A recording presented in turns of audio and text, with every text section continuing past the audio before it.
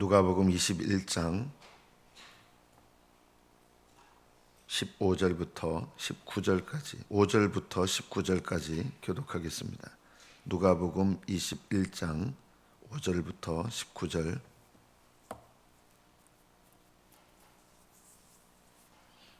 (5절부터) 교독합니다. 어떤 사람들이 성전을 가리켜 그 아름다운 돌과 헌물로 꾸민 것을 말하며 예수께서 이르시되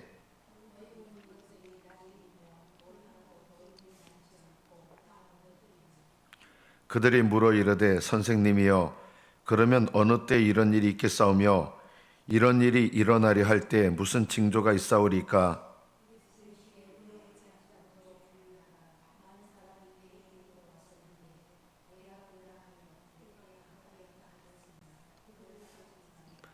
난리와 소요의 소문을 들을 때 두려워하지 말라.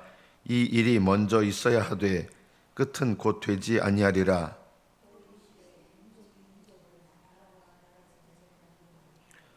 곳곳에 큰 기근과 지진과 기근과 전염병이 있겠고 또 무서운 일과 하늘로부터 큰 징조들이 있으리라.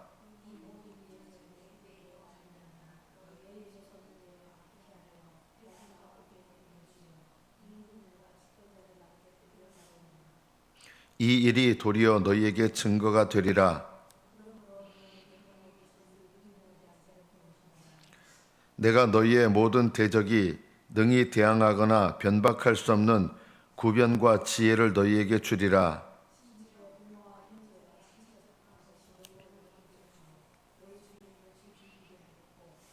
또 너희가 내 이름으로 말미암아 모든 사람에게 미움을 받을 것이나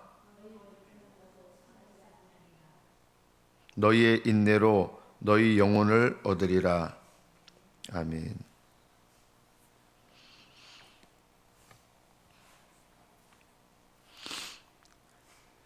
예수님 당시 때 제자들이 보았던 이 성전은 수십 년에 걸쳐서 건축되고 있었습니다. 그 당시에 최고의 재료와 그리고 최고의 기술을 통해서 성전을 1, 2년이 아니라 벌써 거의 50년에 가깝도록 짓고 있었고 이후에도 또 더 오랜 시간을 걸쳐서 완공된 헤롯 성전입니다. 그 당시 보면 최고의 건축 기술, 최고의 건축 재료로 만드는 성전이었기 때문에 그런 아름다운 모습으로 세워진 성전을 보면서 제자들이 대단하지 않습니까?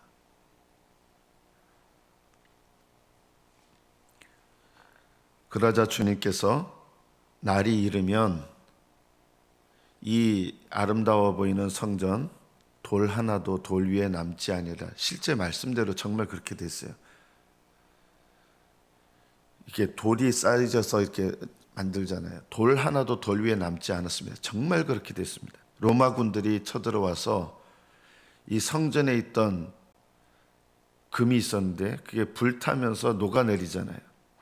그게 돌 사이에 금이 녹아 들어가니까 돌 하나를 다 이렇게 집어내면서 그 금을 찾으려고 예수님께서 말씀하신 대로 돌 하나도 돌 위에 남지 아니하고 다 문자 그대로 그렇게 이루어졌습니다.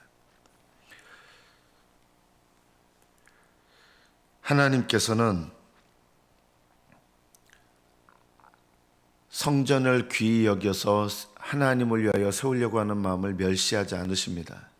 그러나 우리가 알아야 될 것이 있는데 하나님께서 정말 중요하게 여기시는 것은 뭐냐? 성전은 기도하는 집입니다. 성전은 예배하는 집입니다. 그래서 가장 아름다운 성전은 무엇이냐면 참된 기도가 드려지는 곳, 참된 예배가 드려지는 곳. 하나님은 그런 성전에 임하시기를 기뻐하십니다.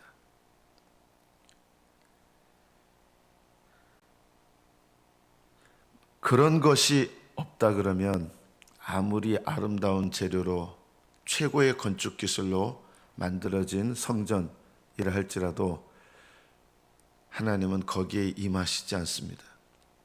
요즘 이제 그 여행 프로그램들 보면 아주 그냥 멋지게 지어진 성전 딱 들어가기만 해도 저절로 막 경건함이 솟아나는 그런 건물들이 있죠. 우리는 그런 건물들에 하나님께서 더 임하실 거라고 생각을 합니다. 그렇지 않습니다.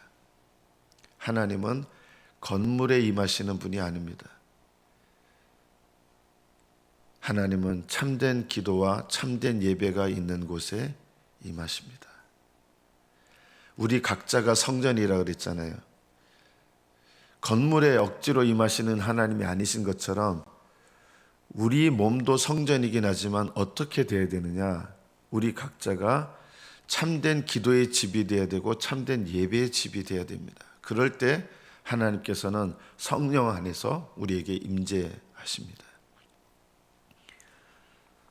그렇지 않으면 내 인생이 돌 하나도 돌 위에 남지 않는 그런 인생이 될 수 있습니다. 세상 사람들 보기에는 나를 가리켜서 정말 저분 대단하지 않습니까? 정말 저분 성공한 분입니다.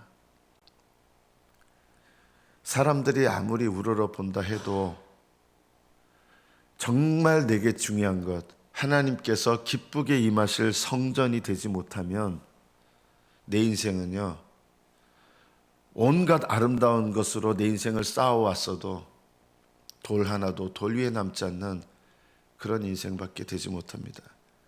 하나님 앞에 내가 섰을 때 어떤 사람은 돌 하나도 돌 위에 남지 않는 무의미한 인생을 살아왔다는 것, 그저 이 세상 가운데서 세상 사람들이 원하는 그런 성전을 쌓고 돌을 쌓고, 돌 쌓는데 얼마나 애를 썼습니까? 어떻게 보면 이 성전 세운 기간이요, 사람의 인생 전체 기간과 똑같습니다. 여러분, 이거는 저는 우연이 아니라고 생각합니다.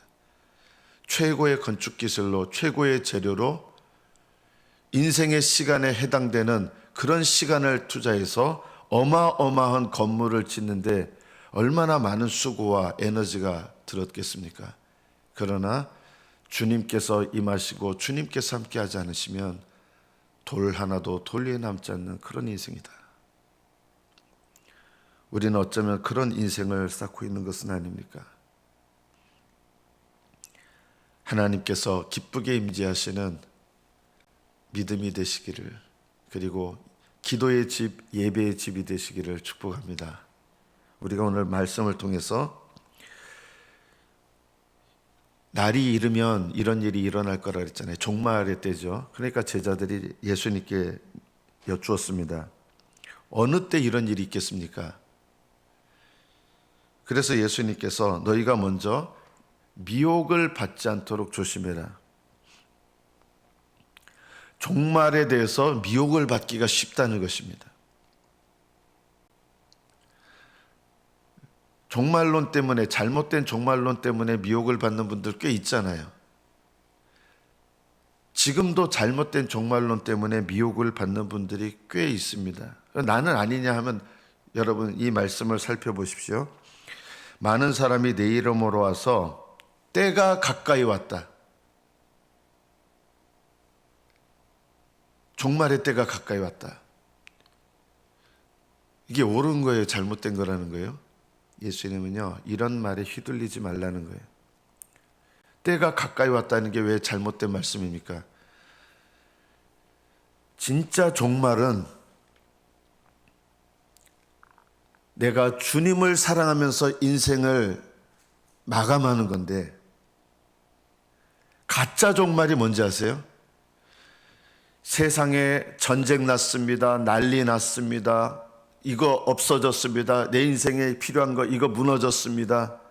이런 소식을 예수님의 이름으로 들려주는 듯 하면서 잘못된 종말론을 갖게 하는 것, 이런 것에 미혹되지 말라는 거예요. 때가 가까이 왔다면서 막 두려워하는데 왜 두려워합니까?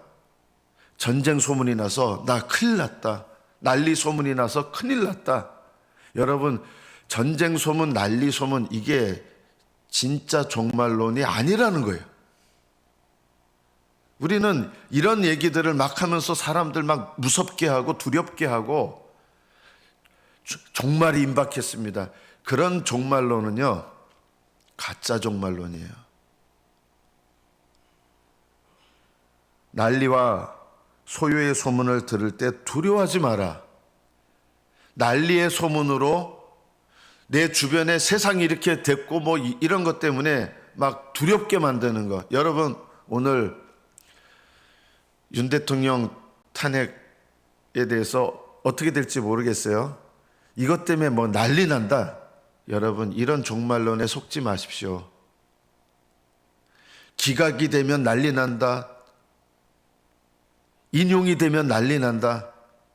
사람들은 이런 종말론을 보고 두려워합니다. 우리나라가 어떻게 될까?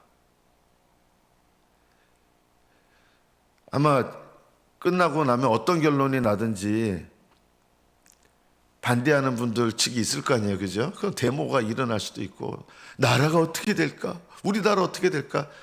오늘 뉴스 보니까 미국에서 25% 관세를 매겼답니다. 그러니까 사람들이 어떻게 생각합니까?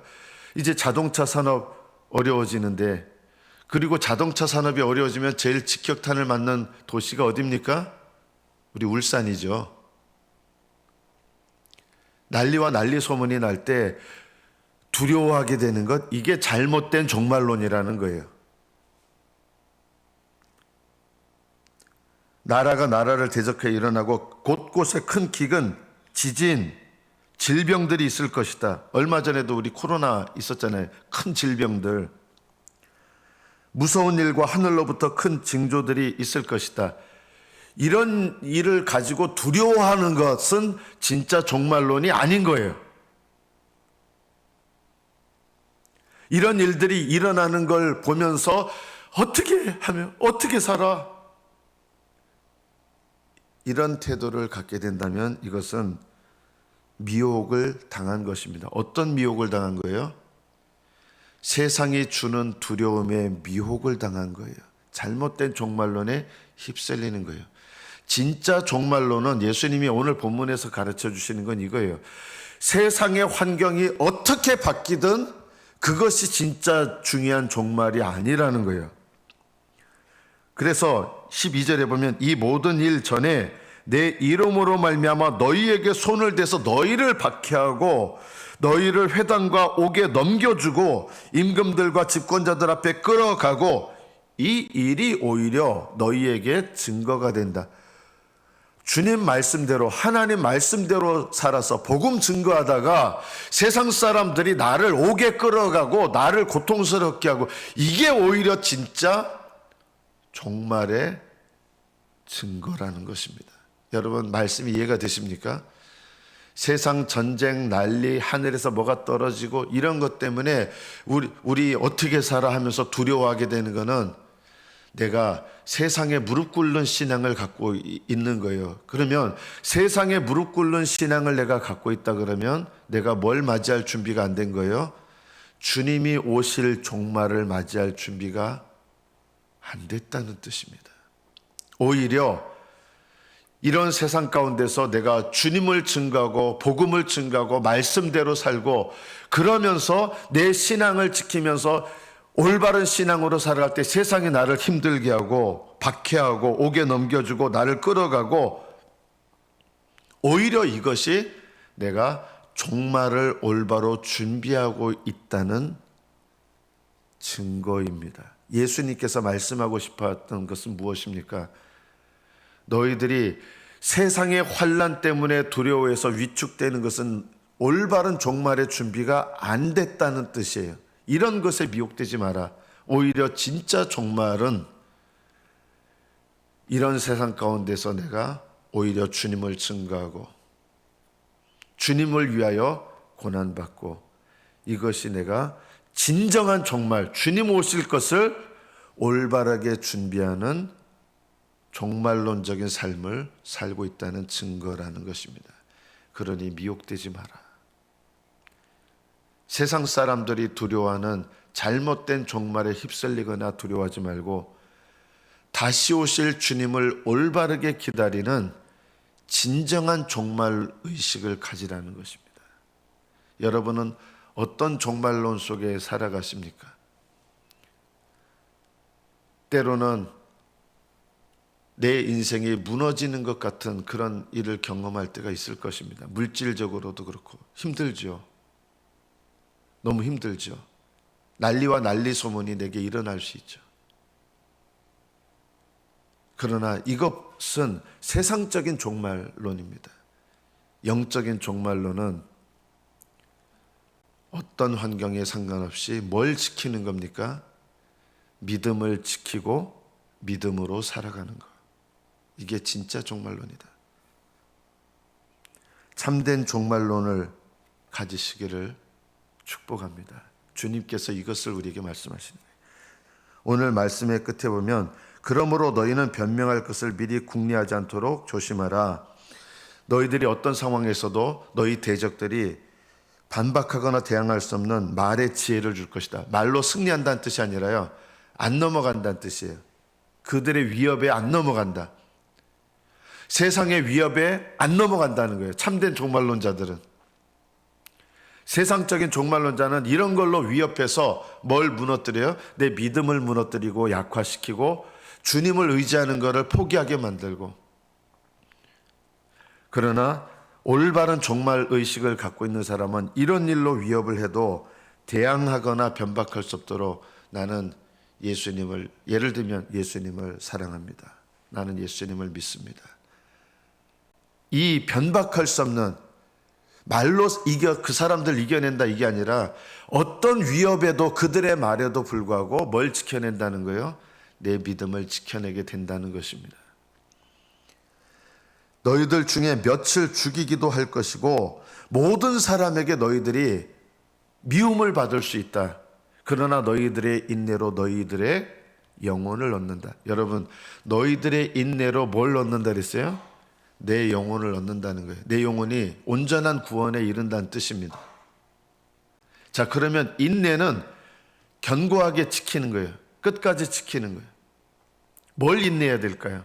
너희의 인내로 너희 영혼을 얻으리라 하셨는데 뭘 인내해야 됩니까? 무엇을 인내해야 내 영혼을 구원함에, 온전한 구원함에 이르도록 할 수 있습니까? 내 영혼을 인내하지 못하게 하는 것, 내 영혼을 망하게 하는 죄는 무엇일까요? 내 주변의 환경이 바뀌고 다른 사람들의 죄가 아니라는 것입니다. 세상은 항상 우리가 말하는 것처럼 죄악 세상입니다. 죄악 세상이 나를 무너뜨리는 게 아닙니다. 다른 사람의 죄가 나를 무너뜨리지 않습니다. 그런데 정말 나를 무너뜨리는 죄는 무엇일까요? 나를 무너뜨리는 죄는 세상의 죄도 아니고 다른 사람의 죄도 아니고 오히려 내 죄가 나를 무너뜨립니다. 그래서 우리는 무엇을 인내해야 되느냐? 내 죄를 돌아보며 내 죄를 회개하는 일을 힘쓰는 것이 오히려 인내하는 방법입니다. 그럼 어떤 죄를 회개해야 됩니까? 여러분, 주님께서 우리에게 명령하신 가장 중요한 명령은 이것이죠. 너희는 서로 사랑하라. 내가 너희를 사랑한 것 같이 너희도 서로 사랑하라. 우리를 인내하지 못하게 하는 죄, 내 영혼을 망하게 하는 죄가 뭐냐? 내가 다른 사람을 사랑하지 못하는 죄입니다. 이걸 돌아보고 이걸 회개해야 됩니다. 다른 사람의 죄에 대해서 너무 분노하지 마십시오. 왜냐하면 다른 사람의 죄는 결코 내 영혼을 무너뜨리지 않습니다. 정작 내 영혼을 무너뜨리는 죄는 세상의 죄, 다른 사람의 죄가 아니라 나의 죄입니다. 그래서 우리가 힘써야 될 일이 뭐냐면 다른 사람의 죄로 분노하거나 다른 사람의 죄로 혈기를 내거나 다른 사람의 죄로 내가 못 견디하거나 그게 중요한 게 아니라 정말 내 인생을 무너뜨리는 죄는, 내 죄는 뭐냐? 내가 다른 사람을 사랑하지 못한 죄입니다. 그래서 나는 나의 죄만 보는 영적 습관이 필요합니다. 인내하시려면 이거를 굳게 결심하셔야 됩니다. 다른 사람의 죄를 결코 비난하려 하지 마십시오. 그게 어느 누구든 나 말고 다른 사람의 죄를 비난하려는 습관을 철저하게 버리십시오. 이 습관을 끝까지 가지십시오. 이걸 인내하십시오. 이걸 지키십시오. 내가 뭘 해야 됩니까? 내 죄만 바라보고 내 죄를 회개하는 것이 진정한 인내입니다. 세상의 죄, 다른 사람의 죄를 비난하고 비판하고 판단하면 그것은 내 인생, 내 영혼의 종말, 진짜 종말을 준비하지 못합니다. 참된 종말론은, 참된 종말의식은 내 영혼의 죄만 바라보면서 그것을 회개하고 하나님 앞에 그것을 돌이키면서 주님 앞에 나아가는 것, 내 죄로 인하여 십자가로 나아가는 것, 이것을 여러분 인생 끝까지 견고하게 지키십시오. 제가 잠깐 단을 안 봤는데 주영훈 씨 간증 내용, 아버지가 목사셨는데 개척교회 목사인데 끝까지 이제 어떻게 보면 세상 말로는 성공하지 못한 목사님으로 끝나셨어요. 그리고 그 목회를 끝내신 이후에 아버지가 어떻게 사셨느냐, 모든 병이란 병은 다 달고 사셨다는 거예요. 그래서 자기가 그 아버지 은퇴하시고 나서 돌아가실 때까지 그 모든 인생의 기간이 너무나 고통스러우셨는데, 그래서 참 원망스러운 마음도 있고 그랬는데 왜 하나님께서 그렇게 주님의 이름을 위하여 섬겼던 주의 종의 삶을 살았는데 왜 그렇게 인생 말년은 그렇게 힘들었습니까? 이해가 안 되는 거예요. 왜 당신의 종의 마지막 삶이 이렇게 힘들어야 됐고, 10년 정도는 계속 투석하며 사시고 아버지 대변 받으셔야 되고 모든 병이란 병은 다 달고 사시다, 그렇게 사시다 가셨던. 그런데 자기가 그 와중에서 깨달은 게 있었다는 거예요. 그 아버지의 그 고통 속에서 자녀로서 아버지를 어떻게 섬겨야 되는 것인가를 하나님께서 그 고통과 병에 오랜 동안 힘드셨던 그 아버지를 통해서 자기가 그것을 배웠다는 것입니다. 비로소 그 연약한 가운데 있는 부모를 자식으로서 내가 어떻게 섬겨야 되는가? 왜 하나님은 그 당신의 종을 그렇게 비참하고 힘들게 하셨습니까? 그런 관점으로 바라보았는데 자신을 향한 것을 배우게 하신 거예요. 그 아버지를 섬기는 걸 통해서 하나님께서 자기에게 가르쳐 주신 것을 깨닫게 되었다는 것입니다. 성도 여러분, 진정한 종말로는 난리와 난리 소문, 전쟁의 소문, 하늘에서 엄청난 것이 떨어져서 다 죽고 이런 일이 일어날 거예요. 3분의 1이 죽고 땅의 모든 게 멸망하고, 그것이 진짜 종말의식이 아니라 진정한 종말의식은 하나님 앞에 내 죄를 바라보며 회개하며 하나님께서 나에게 명하신 것을 끝까지 견고하게 순종하며 내 인생 끝까지 그것을 지속하며 견뎌내는 것, 이것이 진정한 종말의식입니다. 참된 종말의식으로 여러분의 인내하심으로 여러분의 영혼을 얻으시는 복된 믿음이 되시기를 축복합니다. 기도하겠습니다.